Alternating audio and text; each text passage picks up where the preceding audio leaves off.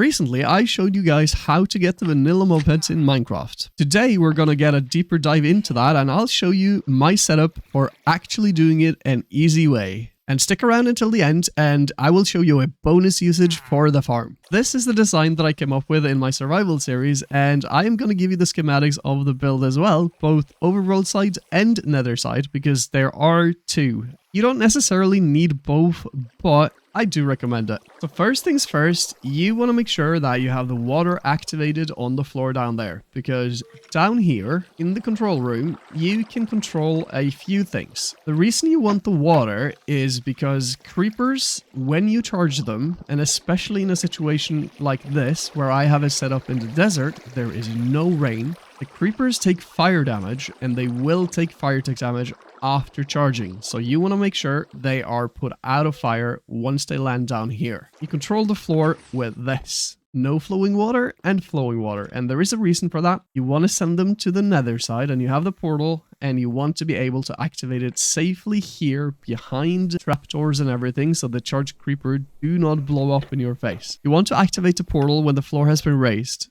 In fact, you cannot activate the portal when the water is flowing, so that is another reason for the floor. And again, to deactivate the portal, since that is being used with a bucket of water, you want to do that again when the floor is raised, or else you will create a water source, and you don't want that. But it is an easy fix. If that ever happens to you, just raise the floor, remove this water source, and you're good to go again. Anyway, let me now demonstrate how all of this actually works, and I will wrangle up a creeper, I will charge it, I will send it to the nether, and I will show you how the nether side of the things work.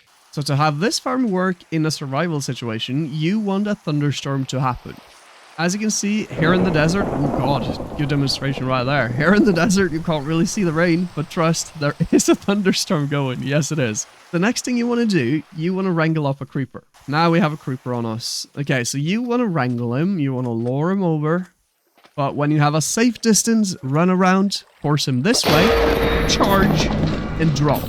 As you can see, he does take fire, and that is why we have the water down there activated. So now what you want to do, once you have the creeper down there, be very careful about opening these trapdoors, because if he is close enough, he will blow up everything you have. So raise the floor, have him maybe detect you, get over here, you activate the portal. Portal activated. Once that is activated, you simply just lower the floor again. The creeper gets flushed into the portal. Just like that. Now you have your creeper in the nether side of things. So now what you want to do, you want to raise the floor and close the portal and then lower the floor again, and you are ready for the next round. Do be careful though. I do not recommend sending more than one charged creeper at a time. It can get really messy on the other side, so try sticking to one each time. That'll make it so much easier on you. Now, what you want to do is go to the nether side. But do not, under any circumstances, use the same portal as the charged creeper. You will blow everything up. And yeah, you don't want that. So have another portal set up somewhere else that does not connect and bring it to the other side.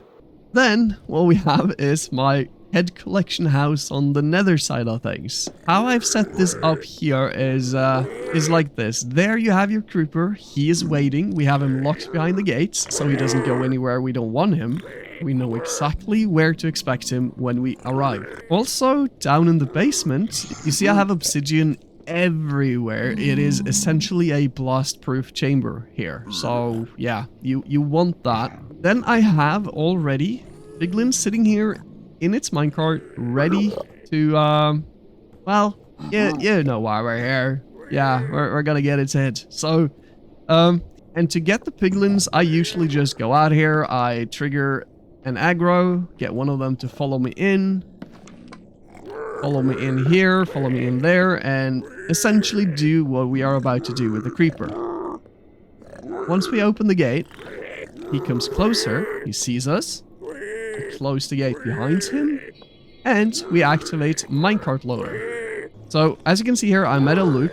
just so that in case you don't catch him on the first run around, it keeps going until you actually catch whatever you want to catch. If it is a piglin, a creeper, whatever you want to catch in here, keep the loop going. Eventually, the mob will get into the minecart. Then, what I have is a rail switch.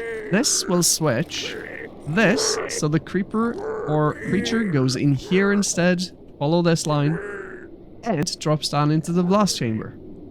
So that's what we do now. Ooh. And off he goes. I also have an item frame here ready with flint and steel, because the blast of a charged creeper is so powerful, you do not want to be in its range. So what I do then, I come down here, ignite it, take cover, and there we have it. You even get the minecarts back, which is nice. However, this was made a long time ago. Hi, sir.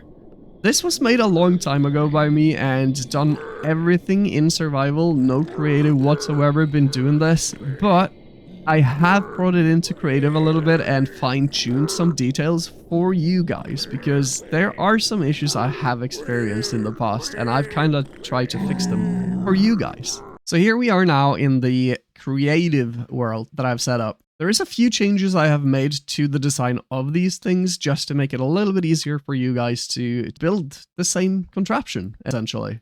The link in the description will lead you to where you can download the schematics for the overworld part of this design and the nether part. And as you can see, I even changed up the house quite a bit, because on the second floor and everything, the tower that you see in this house, in my world, it has other things. It has like upstairs is a piglin trading station and a tower leading up to my nether hub and everything like that. And I guess that won't really fit with your guys' setups.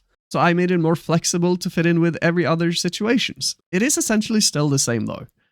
We have the gate flip to release it from the portal. We have the rail switch, pretty much still the same. Down is everything is primed and ready, basically. This is also been changed a little bit with the redstone, blast protecting it even further. Then I have this dispenser. I am healing the creepers because every now and then they have taken enough damage to die on impact when they land in the blast chamber. This prevents that, which is nice. I've also made this more automatic. So now you have minecarts on the ready. You don't have to load it onto the track every time like I have done in my world, but now you just push the button and the minecart starts going. The blast chamber is lower and you don't have the unnecessary other way in as well that I have had. I don't know why I made that, honestly, because you can just easily jump over here. So yeah, that is sufficient. Just ignite, take cover. I changed up to simplify this redstone for you guys a little bit. Mine was super overly complicated, probably still is for any redstone experts looking at this, but I'm not a redstone expert, but I have made this on my own, so I'm pretty proud of that. There is a few things you need to change out in the schematic, and I've put down some signs just explaining things, because flowing items, lava, and water doesn't really translate really well into a schematic situation. So what I've done, I've put some signs explaining a few things when you put down the schematic and building it. Replace magma block with lava to let Skelly shoot fire arrow. Also remember to capture a Skelly inside, name it to keep it. Basically, capture a skeleton in here.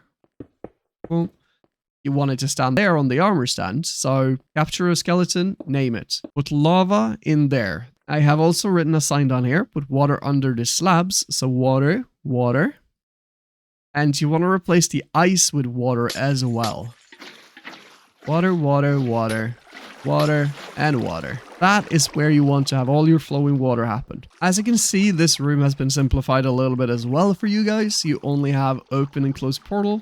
You have the open and the close button, and you have the raise to floor. Now, let's say you want a mob head that is not a piglin. You don't really have to put them into the nether situation. You can blow them up right here, but let me demonstrate a thing. So as you can see, it is a little bit tricky to get close enough to the creeper to ignite it and everything. It is very, you're like just out of reach. So most of the time it will be okay to blow up a creeper down here in this water on the overworld, but every now and then it happens that the creepers or whatever mob you have down here, they get a little bit of bounce in the water. That could be problematic because when you ignite the creeper, if it blows up just a little bit above the water, it blows up everything and you have to fix it. I recommend sending everything that you want to blow up to the nether side of things because it is a bit safer like that. Now for the bonus, you can also get music discs out of the same farm. And this is how you do it. You want a bunch of creepers down there, however many you can wrangle up.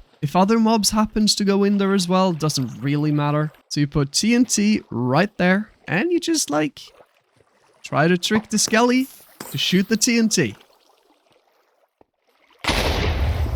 Boom.